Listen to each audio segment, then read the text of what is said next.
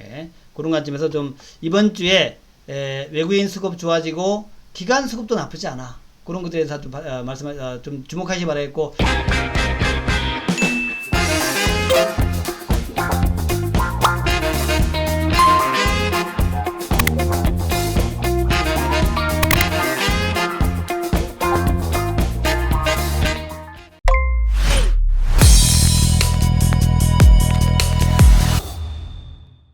한수 앞선 전략으로 내일장을 전망합니다. 시장 한수의 인천여우 곽지민입니다. 지난 주말은 괜찮았어요. 3200에 다시 올라왔습니다. 굉장히 의미 있는 기술적 모습이다. 또 수급도 좋습니다. 외국인들이 다시 매수하기 시작했습니다. 외국인들이 다시 매수하고 지수가 기술적으로 3200에 올라온 모습, 이런 것들은 이번 주 시장을 매우 밝게 하는 그런 부분이다. 게다가 외국인의 순매수가 나오면서 주도주가 다시 부상하기 시작했습니다. 중소 개별주들이 올라가는 것이 아니라 작년과 올해 가장 핫했던 킹 오브 킹, 왕중 왕인 대장주들이 다시 부상이 됐다. 이런 어떤 지수 기술적인 모습에서의 상승세, 그거에다가 또 하나 아주 중요합니다. 그런 모습에다가 외국인들이 매수하면서 시장의 대장주가 다시 부상이 됐다. 이 두 가지가 이번 주장에서 매우 중요하다. 그래서 우리가 말입니다. 시장을 잘 알아맞춘다 그래가지고 돈 버는 거 아닙니다. 중요한 것은 종목이에요. 종목이 중요한데 종목에서 대장주가 부상이 됐다는 것은 굉장히 의미 있다. 대장주가 있으면 우리가 매매하기 편합니다. 투자 전략이 편해요.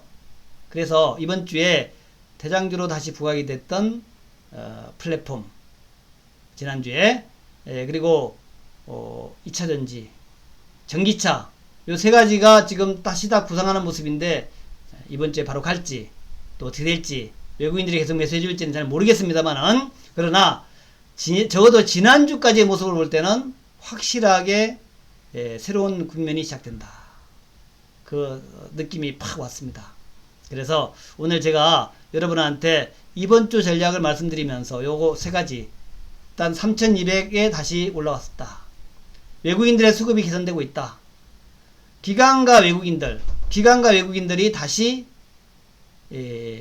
좀 수급이 개선되는 모습에다가 게다가 2차전지나 전기차나 플랫폼 같은 대장주가 떠오르기 시작했다는 거, 이들 종목군들을 기관과 외국인이 사기 시작했다는 거, 그런 관점에서 볼 때에 이번 주 기대가 아주 크다 하는 말씀을 드리면서 일단 수급 먼저 좀 볼까요? 자, 수급 모습 보면은 지난주 말에 5,847억을 매수했네요. 지금 외국인들의 모습을 보게 되면 이렇습니다.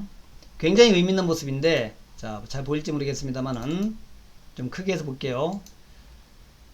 외국인들의 모습 보면은 이렇게 돼 있어요. 8월 말에 1조 이상 매수를 했습니다. 그리고 700억 매수했고, 어제 목요일날 5,400억을 매수했고, 금요일날 5,800억을 매수했어요. 보니까 7월달 8월달 매도했던, 특히 8월달에 많이 매도했던, 요때 뭐 8월 13일에는 2조 6천억도 매도했잖아요. 요런 매도를 했던 외국인들이 다시 사기 시작했다, 다시 사기 시작한다, 요런 모습이 나온다는 거죠. 외국인들이 다시 매수를 시작했다는 겁니다. 요런 매수의 모습이 나왔다라는 거, 그런 것들이 굉장히 중요하다. 수급의 변화가 생기고 개인이 조금 위축된 그런 위치에서 외국인들의 매수가 다시 들어왔다. 굉장히 중요하다. 예, 그런 관점에서 좀 이번 주에 외국인 수급 좋아지고 기관 수급도 나쁘지 않아. 그런 것들에 대해서 좀 좀 주목하시 바라겠고, 지난주에는 기관들이 카카오뱅크에 대한 블록딜을 했습니다. 네, 블록딜 하면서 또 매물이 나왔는데 그건 블록딜의 문제고, 전체적으로 볼 때는 최근 들어 기관들도 수급 나쁘지 않아요. 그래서 외국인과 기관이 수급으로 조금 시장을 끌고 가는 장, 그리고 더 중요한 게 이 외국인과 기관들이 매수를 하면서 다시 플랫폼이 뜨고 2차전지가 뜨고 플랫폼과 2차전지가 뜨고, 거기다가 전기차가 다시 부상하는 거예요. 플랫폼과 2차전지와 그리고 전기차, 이것들이 현대차가 좀 많이 약하긴 합니다만은 LG전자가 올라오면서 다시 새로운 모멘텀이 생길 듯 해요. 그래서 그런 것들이 어울려져서 이번 주에는 그야말로 네, 새로운 출발, 찬바람 불면 가을에 대박 난다 그랬는데 찬바람 부는 가을에 정말 대박장이 펼쳐질까 기대가 큽니다.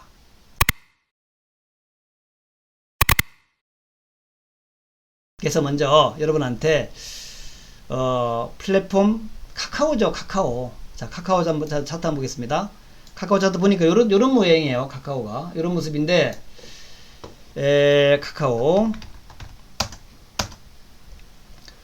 지금 이제 그 16만원대가 저항입니다. 16만원이 강력한 저항인데 요 16만원 저항대 여기에 매물이 몰려있는데 여기에 지금 14만원까지 갔다가 주가가 차분히 올라왔죠. 올라와서 16만원 근처까지 주가 쭉 올라왔는데 잘하면 이 16만원을 돌파하는 그런 모양이 나올 것 같아요. 아직까지 거래는 충분하지 않습니다. 근데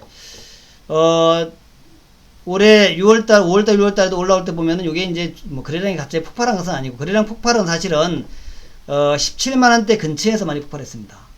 근데 지금 16만원 쭉 올라오고 있는데 모양 자체는 아주 차분하게 올라와요. 그래서 모양이 참 괜찮다. 근데 이번에 말입니다. 16만원 돌파 못해도 괜찮아요. 또 17만원까지 갔다가 내려와도 괜찮아. 어쨌든 14만원이라는 지지라인을 만들었다는 것은 매우 고무적이다.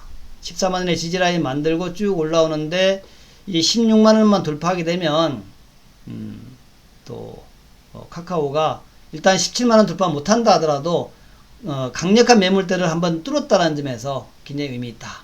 그래서 제가 볼 때는 장기로 볼 때는 뭐 카카오가 무조건 갑니다. 왜냐하면 카카오처럼 플랫폼이 강력해 가지고 손만 내면 대박나는 그런 기업은 없어요. 어떤 분들은 또 카카오가 뭐 SK그룹의 SK라든가 LG그룹의 LG가 든 지주사가 돼가지고 뭐 지주사는 별로 큰 의미 없는 거 아니야? 카카오뱅크 상장되고 카카오뱅이 상장되고 다 상장되고 나면 카카오는 뭐야? 이렇게 얘기하시는 분 있는데 그건 잘못 알고 있는 거예요. 지주사가 아닙니다. 카카오는 플랫폼을 가지고 있어요. SNS 플랫폼을 가지고 있는데 이 플랫폼이 각 그 계열사 카카오뱅크나 카카오페이나 또 카카오 커머스나 또 카카오 모빌리티나 여기에 강력한 어떤 힘이 되고 있다는 거죠. 출발은 카카오입니다. 그렇기 때문에 다른 계열사들이 뭐 다른 사업을 해서 잘하지만 그 기본은 카카오의 SNS라는 거예요. 나중에 아마 카카오가 상당한 수준의 로열티를 받을 겁니다. 그냥 이름만 빌려준 게 아니라 LG라는 이름만 빌려준 게 아니라 LG라는 이름을 빌려줘서 계열사 생긴 것이 아니라 카카오는 사람을 그러니까 고객을 빌려준 거야. 고객을 그 고객 빌려준 값은 받아야죠. 그런 의미도 있고 그다음에 이제 카카오 커머스도 있고 또 카카오 나름대로의 광고도 뭐 엄청나잖아요.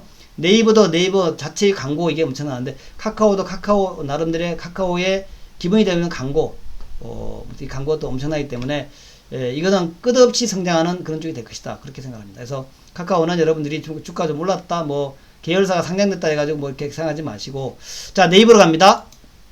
자 네이버 같은 경우에도 이번 주에 굉장히 인상적인 모습이에요.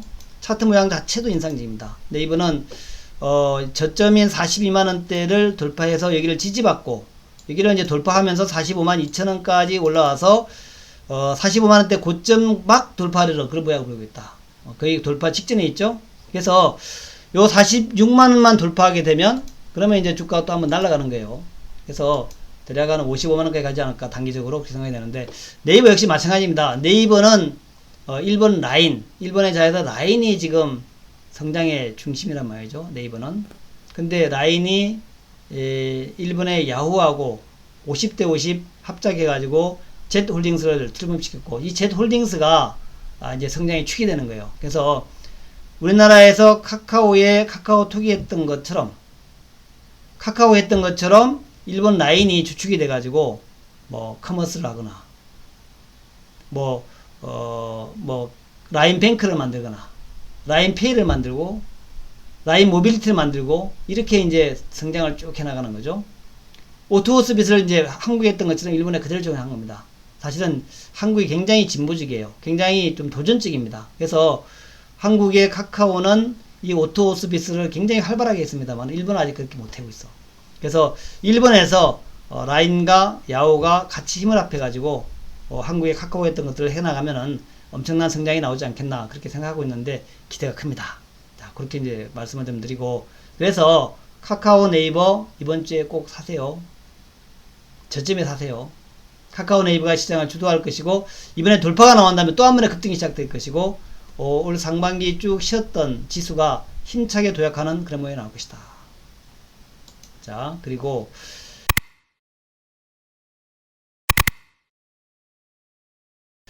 또 하나 중요한 변화가 지난 주말에 LG화학, 삼성 SDI 이노베이션 요 세 종목들의 주가가 슬슬 뜨기 시작했는데, 에코프로비엠이라든가 LNF 포스코케미칼 뭐 이런 거, 코스모신 노제 대륜 이런 것들이 사실은 2차 전지의 세일보다도 재료 종목들이 최근에 주가가 급등했지 않습니까?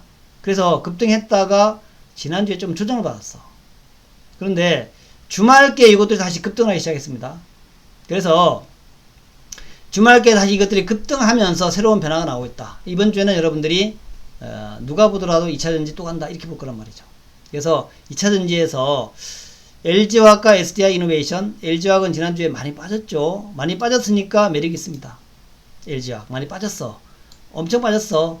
하락한 이유는 뭡니까? LG화학이 하락한 이유는 뭐 다 아시겠지만 GM볼트의 화재 사건과 리콜 이것 때문에 이제 LG화학이 빠졌단 말입니다. 그래서 그러나 이제 제가 볼 때는 이 그 자동차의 화재라는 것은 뭐 그렇게 흔하지 않는 일은 아닙니다. 자동차의 화재는 늘 일어나는 일이, 우리 영화 보면 자동차 화재 나잖아요. 영화 보면 자동차 사고 나면 화재 나잖아요. 그런 것처럼 많이 있었던 일입니다. 또 전기차의 그 화재는 주로 충전 과정에서 나와요. 그런데 이제 GM볼트가 충전 과정에서 불났다는 것 때문에 자기네 그 이미지, GM이 지금 GM볼트로 전기차에 그냥 그야말로 진짜 영혼까지 끌어모아 가지고 총력 질주하고 있는데 불이 났다는 게 굉장히 좀 이미지가 안 좋잖아요. 그래서 뭐 2대 불났는데 모두 다, 그러니까 리콜을 싹 해버린다 해가지고 2조가 들어간다 그래요. 2조가 들어간다 그래서 2조가 들어가니까 그게 이제 LG화학과 LG전자의 부분이 그 부담해야 될 부분이 있다. 이것 때문에 내려왔는데 저는 성장통이라고 생각합니다. 결국 지금 가장 앞서가고 있는 LG화학이, LG 에너지 솔루션이 미래에 결국 세계를 지배할 것이다. 배터리 시장을 지배할 것이다 봅니다. 그런 관점에서 LG화학의 LG 에너지 솔루션, LG 배터리 주가 많이 내려왔어요. 이번 주에 좀 관심 가져보자. 주가가 지난 주말에 살짝 올라오는 모습 보였는데 관심 가져보자. 결국 LG 배터리가 세계를 지배할 것이다 생각이 들고, 삼성 SDI는 지난 주말 그 전에 좀 많이 올랐다가 지난주에는 조금 내렸어요. 또 이제 8월 달에 마켓시어가 발표가 됐는데 삼성 SDI보다도 SK 이노베이션이 더 많더라. 이것 때문에 좀 악재가 됐고, SK 이노베이션은 사실은 뭐 큰 악재는 없는데 물적 분할 악재가 제일 컸죠. 그러면서 주가가 좀 살살 올라오기 시작하는데 SK 이노베이션은 배터리가 불이 안 났어. SK IT의 분리막 때문에 그런 거야? 지금 그런 얘기 많아요. 분리막에 뭔가 좀 에러가 있었다. 그것 때문에 LG화학이 불이 난 거고, 이노베이션은 SK IT라는 정말 그 누구도 넘을 수 없는 그런 실력을 가진 그런 분리막을 만드는 기업이 있다는 거죠. 그것 때문에 불이 안 난다는 거예요. 그래서 이노베이션이 어쩌면 이번 주에 또 매수가 좀 들어올 수 있습니다. 이노베이션은 이제 물적 분할을 결의했지만 언제 물적 분할할지도 모르겠고, 일단 뭐 이노베이션이 이제 흑자가 전환되고 해야지 이제 하는 거 아닙니까? 지금 LG화학 같은 경우에도 LG 에너지 솔루션도 GM볼트 화재 사건 때문에 지금 또 상장이 늦어진다 그래요. 10월달까지 결정했다 그랬는데 올해 내에 상장 못할 수 있습니다. 그러면 LG화학도 그런데 이노베이션은 뭐 한참 멀었습니다. 그러니까 벌써 물적 분할과 상장을 걱정할 때는 아니다 이렇게 생각이 되고, 그런 관점에서 지금 SK이노베이션 주가는 장기 라인에서 좀 놀고 있는데 충분히 매력적인 부분이 있다 그렇게 생각이 돼요. 그래서 이노베이션도 이번 주에 주가가 한 차례 크게 올라갈 수도 있는 여력이 있다 그렇게 보시면서 대응하시기 바라겠고, 이것보다도 더 재미있는 것이 지금 보시면은 이번 주에 주가가 많이 올라간 종목들이 좀 있습니다. 뭐 대주전자재료 마지막에 탁 올랐죠. 음극재가 개발된 음극재가 엄청난 나중에 대박을 칠지 모른다. 엄청난 대박은 뭐냐? 대주전자재료입니다. 엄청난 대박은 뭐냐면은 고체 전해질. 그러니까 우리가 이제 그 전고체라고 하는 거, 지금 이제 우리가 만들고 있는 2차 전지는 액체 2차 전지인데 고체 전지라고 하는 고체 전지 2차 전지에서 제일 중요한 게 뭐냐면 전해질이 액체로 되느냐 그러니까 고체로 되냐 하거든요. 그래서 고체 전해질을 개발하는 게 굉장히 중요해. 근데 대주전자재료가 고체 전해질을 개발했다는 겁니다. 그래서 내년도 양산 들어간다는 거예요. 그러면은 바로 이제 이것이 고체 2차 전지가 되는 거란 말이죠. 그러면은 굉장히 여러 가지 변화가 일어날 거라 그래서 요런 여러 가지가 이제 종목들에서 뭐 예를 들어서 뭐 각 종목마다 다 있습니다. 우선 뭐 동아기업은 동아기업대로 일진머팅 SKC는 SKC대로 또 뭐 LNF 코스모 신소재 다 그 재료들이 있어요. 이런 이제 2차 전지가 굉장히 비약적인 발전을 하면서 재료주들, 부품주들, 장비주들에서 크게 어떤 도약이 일어나는 기업들이 있습니다. 그런 기업들이 앞으로 계속 하면서 이 2차 전지를 주도할 거예요. 그리고 우리가 이제 반도체 기업 봤잖아요. 반도체 기업. 반도체가 옛날에 뭐 700개 있었다. 그러다가 그게 100개로 줄었다. 그 반도체가 50개로 줄었다가 지금은 D램 반도체 3개 남았습니다. 그런 것처럼 2차 전지도 그 과정을 거칠 것이다. 지금 뭐 전 세계에서 여러 개 만들어지고 있는데 기업들이 결국에는 1등 기술력을 가진 기업, 대규모의 생산시설을 가진 기업, 화재가 안 나고 저장력이 뛰어나고 또 전고체를 먼저 만드는 기업, 이런 기업들로 지금 2차 전지 배터리가 아마 결국엔 그쪽으로 다 추격이 될 것이다. 그래서 몇몇 대기업들만 2차 전지를 만드는 그런 세상이 올 것이다. 이제 그런 관점에서 본다면 반도체처럼 우리가 이제 걸러내는 작업들, 1등 기업을 걸러내는 작업들, 그걸 이제 우리가 해야 돼요.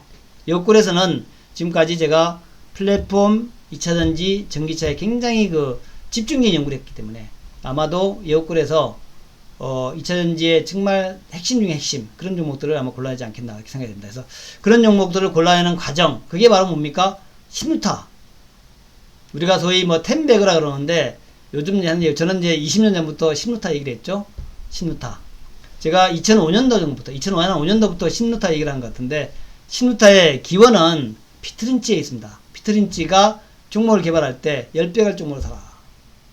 10배 갈 정도의 종목을 골라야 된다. 이게 이제 신루타의 출발 이에요. 그래서 제가 이제 피트린치를 굉장히 깊이 연구해 가지고, 그래서 우리의 전략도 신루타, 피트린치 시스템은 신루타가 돼야 된다.